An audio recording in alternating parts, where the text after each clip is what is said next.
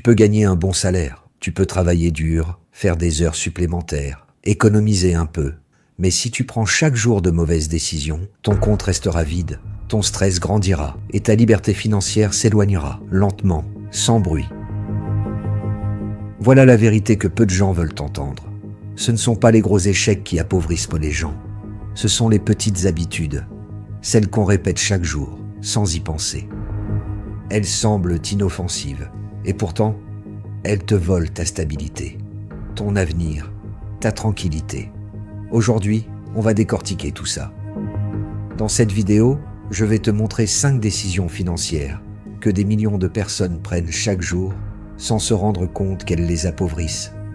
Des comportements discrets, parfois même bien intentionnés, mais profondément toxiques. Et tu vas sans doute te reconnaître dans certains d'entre eux. Et c'est justement pour ça qu'il faut regarder jusqu'à la fin. Le but, t'aider à les repérer, à les corriger et surtout à reprendre le contrôle de tes finances. Pas demain, pas dans 10 ans, mais maintenant. Et surtout, reste bien jusqu'à la fin. La 5e décision est celle qui ruine le plus de vies. Elle semble logique, raisonnable, voire responsable. Et pourtant, elle étouffe lentement ta liberté financière. Tu dois absolument la connaître. Prêt à changer les règles du jeu ? On y va. Première décision toxique, dépenser avant d'épargner. Tu connais sûrement cette phrase. Je vais d'abord payer mes factures, faire mes courses, me faire un petit plaisir, et s'il reste quelque chose, je l'épargnerai. C'est exactement ce que font des millions de gens, et c'est précisément la première erreur fatale. Parce que la vérité, c'est que quand tu dépenses avant d'épargner, il ne reste jamais rien. Pourquoi ? Parce que les envies du quotidien n'ont pas de fin. Il y aura toujours une nouvelle facture, une sortie imprévue, une promo à ne pas rater. Et ton épargne, elle, passe toujours en dernier. Autrement dit, jamais. Alors que les personnes financièrement intelligentes font l'inverse. Elles épargnent dès qu'elles reçoivent leur argent. Elles traitent l'épargne comme une dépense fixe, au même titre que le loyer. Et surtout, elles l'automatisent. Pas besoin d'avoir un gros revenu. Il suffit de décider, par exemple. À chaque fois que je reçois 100 €, j'en mets 10 de côté, automatiquement. Et tu n'y touches plus. Tu vis avec le reste. Point. C'est comme semer une graine à chaque récolte. Au début, tu ne vois rien, mais à la fin de l'année, tu as un petit capital. Et au bout de 3 ans, tu as peut-être un projet, une liberté, un choix. Pose-toi cette question maintenant. Et si je m'épargnais à moi-même avant de tout donner aux autres ? Deuxième décision toxique, acheter pour impressionner les autres.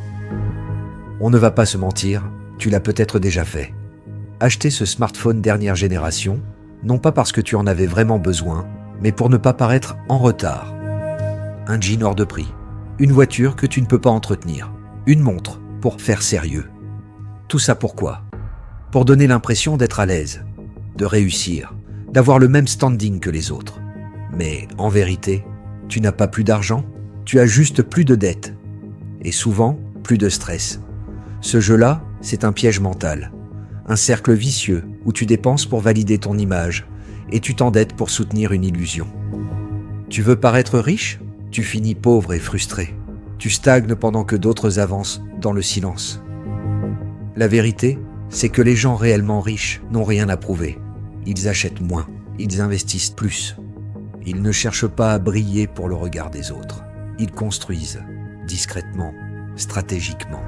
Le vrai pouvoir, ce n'est pas dans ce que tu montres, c'est dans ce que tu maîtrises. Ta liberté financière commence quand tu arrêtes de chercher à impressionner et que tu commences à investir dans toi-même. Réfléchis bien. Est-ce que ton argent sert ta vie ou ton image ? Ne pas planifier ses dépenses. Chaque mois, c'est la même histoire. L'argent entre et quelques jours plus tard, tu ne sais même plus où il est passé. Pas de plan, pas de budget, pas d'objectif. Résultat, l'argent te glisse entre les doigts. Tu subis ton argent. Tu ne le diriges pas. Et pourtant, ce n'est pas la quantité d'argent qui fait la différence. C'est la façon dont tu l'utilises. Gagner 1 000 € avec une stratégie, c'est souvent plus puissant que 3 000 € sans vision. Les 95% vivent au jour le jour. Ils dépensent selon leurs envies, leurs émotions. leurs impulsions. Et à la fin du mois, ils se demandent où tout est passé, sans jamais remettre en cause l'absence de plan. Mais les 5%, ils font l'inverse. Ils donnent une mission à chaque euro, un plan, une direction, un sens. Ils budgétisent, pas parce qu'ils sont radins, mais parce qu'ils sont maîtres de leur futur. Un budget, c'est un outil de liberté, pas de restriction. C'est lui qui te permet de te payer en premier, de préparer l'avenir, de garder le contrôle. Pose-toi cette question. Est-ce que ton argent travaille pour toi? Ou est-ce toi qui travailles pour le rattraper chaque fin de mois? 4e décision toxique. Travailler uniquement pour gagner de l'argent et pas pour apprendre. La plupart des gens cherchent un salaire, un revenu immédiat, un boulot qui paie les factures. Mais ils oublient une chose. Ce que tu deviens vaut plus que ce que tu gagnes. Les pauvres échangent leur temps contre de l'argent, sans jamais chercher à développer une compétence rare. Ils restent coincés dans des emplois répétitifs, où l'on paie pour leur présence, mais jamais pour leur valeur. Les riches, eux, pensent différemment. Ils voient chaque travail, chaque mission, chaque projet comme une opportunité d'apprendre, de grandir, de maîtriser. Ils investissent dans les compétences qui créent de la valeur, pas juste dans le prochain salaire. Ce n'est pas combien ça paie qui compte, c'est qu'est-ce que je deviens en faisant cela. Ce mindset, c'est un levier.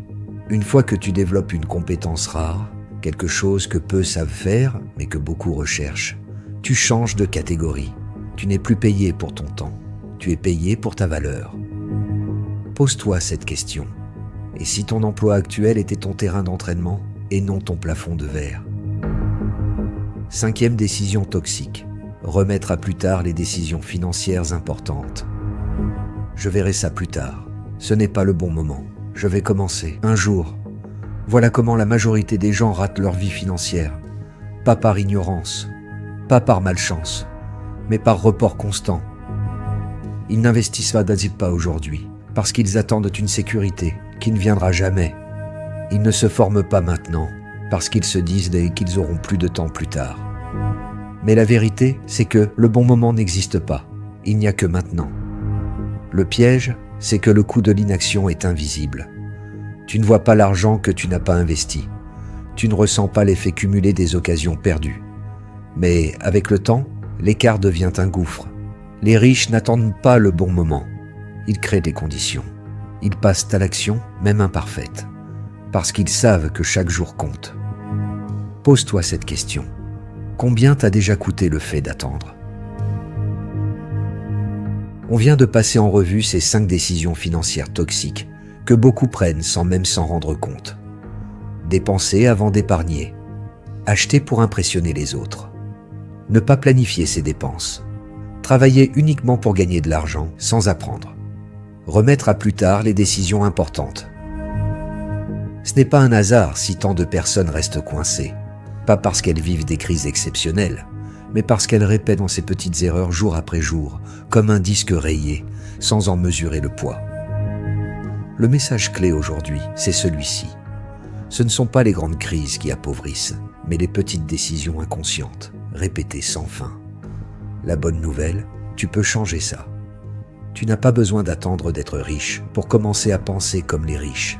Il suffit d'être conscient, lucide, stratégique. Si tu veux continuer ce chemin, comprendre l'argent, maîtriser ta liberté financière, alors c'est ici que tout commence. Abonne-toi à Repère Business pour recevoir chaque semaine des clés concrètes, pratiques, sans blabla. Si cette vidéo t'a ouvert les yeux, montre-le en laissant un like et dis-moi en commentaire quelle est la décision toxique dans laquelle tu t'es reconnu ou quelle erreur vois-tu autour de toi. Partage cette vidéo à quelqu'un qui, comme toi, mérite ce déclic, cette prise de conscience. Parce que la liberté financière, ce n'est pas un luxe, c'est un choix. Merci d'avoir regardé. On se retrouve très vite pour la prochaine vidéo.